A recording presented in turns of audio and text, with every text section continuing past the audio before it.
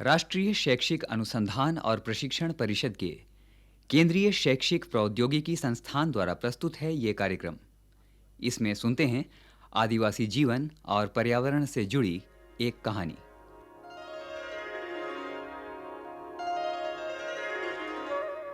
एक गांव की कहानी।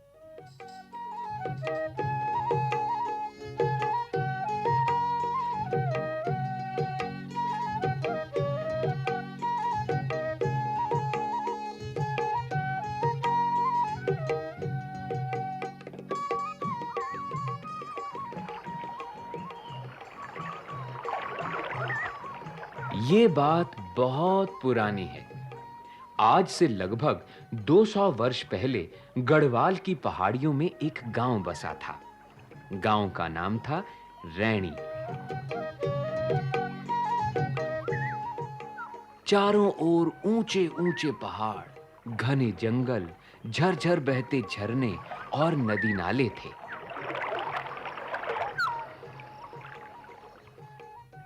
घाटियों में बहती हुई हवा फूलों की सुगंध को चारों ओर फैला देती थी। बहुत ही सुंदर था यह गांव। इस गांव के लोगों का काम था खेतीबाड़ी करना और पशु पालना। उनकी सारी जरूरतें जंगल से ही पूरी होती थी। दिन भर जंगलों और खेतों में काम करने के बाद लोग जब शाम को अपने घर वापस आते तो उनके नृत्य और लोक गीतों की मधुर आवाज सारे पहाड़ों में गूंजने लगती।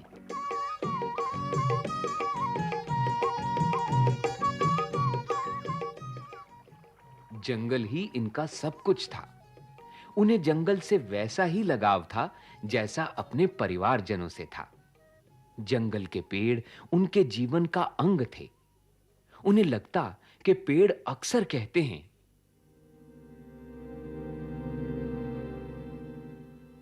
मैं पेड़ हूं, मैं पेड़ हूं, सदियों से मैं खड़ा जीवन देने के लिए। मैं ही बसंत और वर्षा लाता, हवा का अमृत मैं ही पिलाता, खुशहाली को मैं ही लाता। मैं ही जीवन हूं धरती का, मुझे नष्ट मत करो। मैं नष्ट हो जाऊंगा तो झरने सूख जाएंगे, धूल उड़ेगी और फिर बनेंगे रेगिस्तान।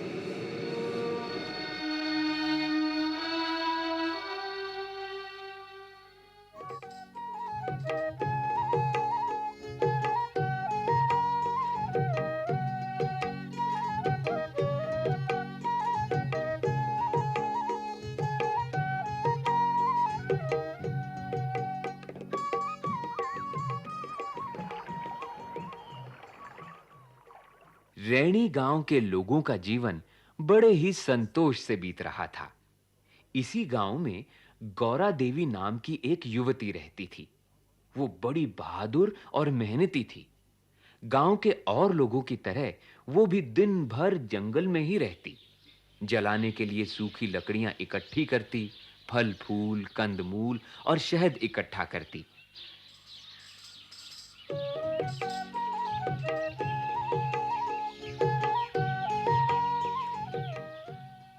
गौरा, अरे ओ गौरा, अरे कहाँ निकल गई है तू? अकेले जंगल में दूर मत जा। अरे चाची, मैं यहीं तो हूँ।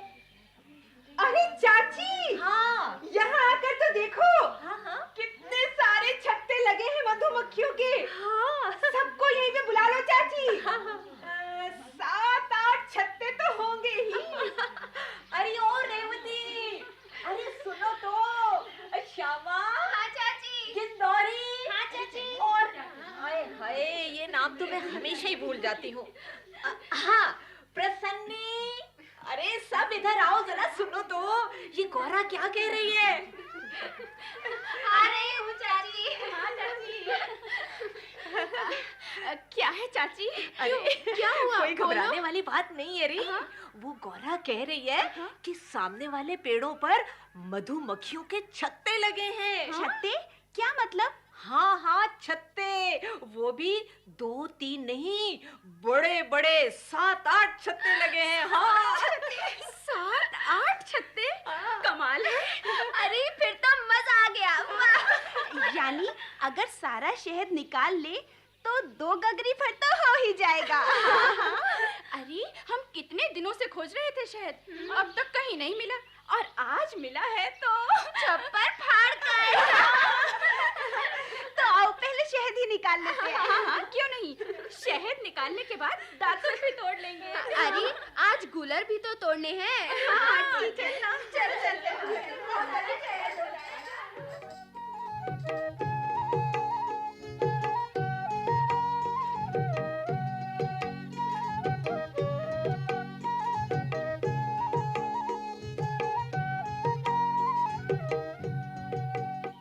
तो ऐसा था वहां का दैनिक जीवन। जंगल में चीड़, देवदार, बांस, भैमल, असीन, तूण, तिमल और धौड़ के पेड़ थे। पुरुष खेतों में काम करते और स्त्रियां जंगलों में। एक दिन की बात है, हमेशा की तरह गौरा अपनी सहेलियों के साथ जंगल में गई। गौरा और उसकी सहेलियां गूलर के फलों को इकट्ठा करने के लिए जंगल में काफी दूर निकल गईं। घूमते-घूमते वो अलकनंदा नदी के किनारे पहुंची।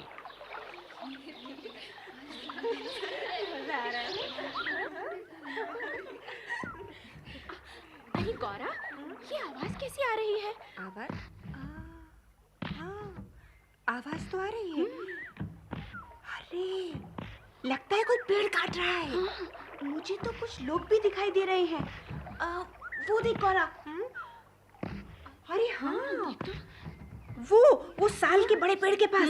हाँ वही। न जाने कौन लोग हैं। हाँ, पता नहीं कौन लोग हैं। अरे धीरे-धीरे बोलो, कहीं वो हमारी आवाजें ना सुन ले। चलो और नजदीक चल के देखते हैं। चलो।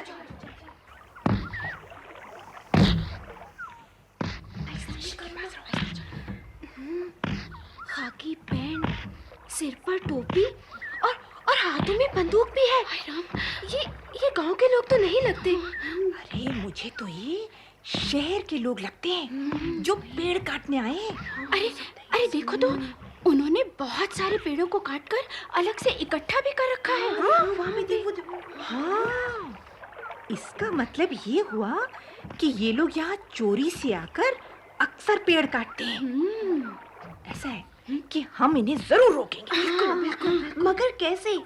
भला इतने सारे हथियारबंद लोगों को कैसे रोका जा सकता है? और वो हमें जान से भी तो मार सकते हैं। अरे भले ही हमें जान की बाजी लगानी पड़े, इन्हें हर कीमत पर रोकना ही है। हाँ, ठीक है। मगर इस समय इनके सामने जाना खतरे से खाली नहीं है। चलो ऐसा करते हैं, गांव चलकर और लोगों को भी बुला लाते हैं। ये ठीक रहेगा। हमें भी चलना चाहिए।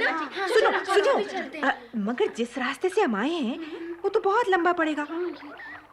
सामने वाले पहाड़ को पार करके चलते हैं। वो रास्ता छोटा लगेगा। चलो, ये ठीक है। तो बस फिर क्या था, गौरा देवी अपनी सभी सहेलियों के साथ फौरन अपने गांव की ओर चल पड़ी। कटीली झाड़ियों में उनके कपड़े फट गए, खरोंचे लगी, प्यास के मारे उनका बुरा हाल हो गया। पथरीली जमीन से पांव लहूलुहान हो गए, मगर बिना रुके वो दौड़ती रही। उनके सामने एक ही लक्ष्य था, अपने पेड़ों को बचाना।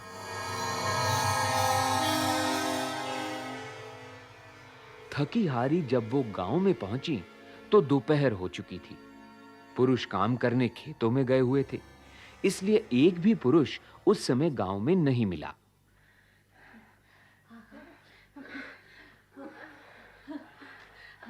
हाय राम, यहाँ तो कोई भी नहीं है। अब क्या करें गौरा? अरे गांव में मर्द नहीं है तो क्या हुआ, औरतें और बच्चे तो है ना, हमें उन्हीं को लेकर चलना होगा। मगर ये औरतें और बच्चे। अरे अगर मगर मत कर, क्या पेड़ हमारे भाई नहीं है? हम सब बहनें मिलकर अपने पेड़ भाइयों को बचाएंगी। बचाएंगे। नहीं तो सारा सत्यानाश हो जाएगा। ठीक है। अरे कोई है? अरे बाहर निकलो। चाची। हाँ, क्या बात ओ ताई, बुआ जल्दी बाहर आओ। शहर के लोग हमारा जंगल काट रहे हैं। जल्दी आओ। अरे सब पेड़ काटने नहीं देंगे।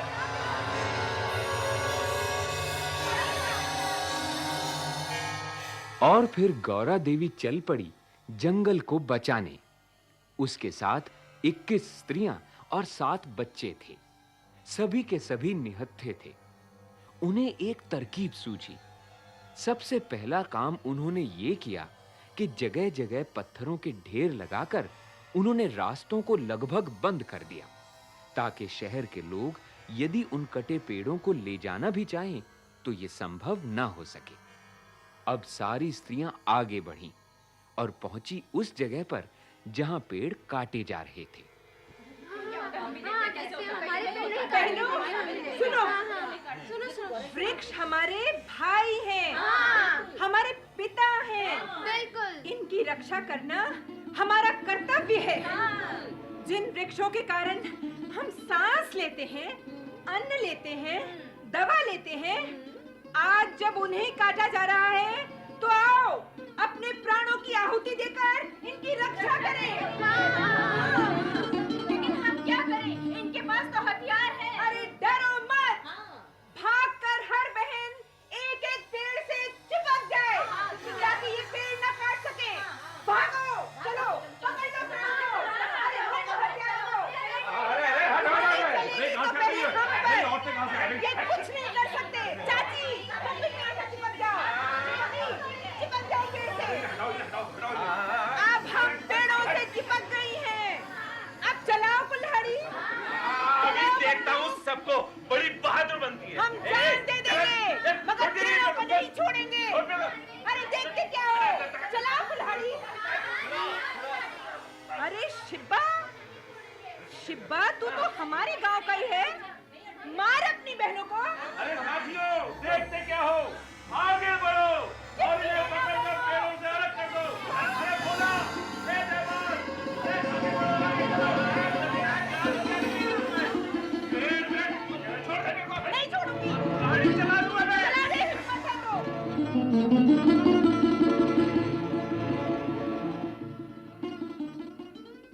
इधर जंगल में ये हो रहा था और उधर आसपास के गांवों में यह खबर आग की तरह फैल गई।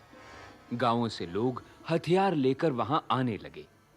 जब पेड़ काटने वालों ने देखा कि अब उनकी दाल नहीं गल सकती, तो फिर क्या था? उन्होंने वहां से भागने में ही अपनी भलाई समझी और सर पर पांव रखकर भाग खड़े हुए। चिब्बू, भाग ले यहाँ से। बाद में काट लीजिए। सभी ने गौरा देवी और स्त्रियों के साहस की भूरी भूरी प्रशंसा की। वाह भैया, गौरा ने तो बहुत कमाल का काम कर दिया। ऐसी चिपकी पेड़ से किसी ने छोड़ा ही नहीं पेड़ को। अरे वाह, क्या बात है भाई। गौरा वाह, बहुत कमाल कर दी। जीतती रहे बेटी, जीतती रहे। ये तो हम सबका कर्तव्य है।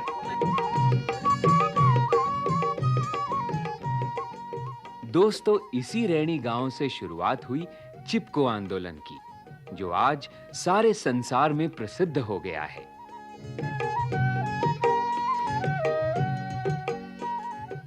एक गांव की कहानी।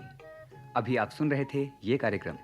विषय संयोजन तथा आलेख अजीत होरो, कलाकार वीना होरा, सुनीति कोहली, हर्ष बाला, सुषमा कौशिक, मालती कौशिक, अभय भार्गव, शांति एस कालरा और बाबला कोचर। ध्वन्यांकन उपेंद्र नाथ। निर्माण सहयोग वंदना अरिमर्दन तथा दाऊ दयाल चतुर्वेदी तथा निर्माण एवं प्रस्तुति अजीत होरो।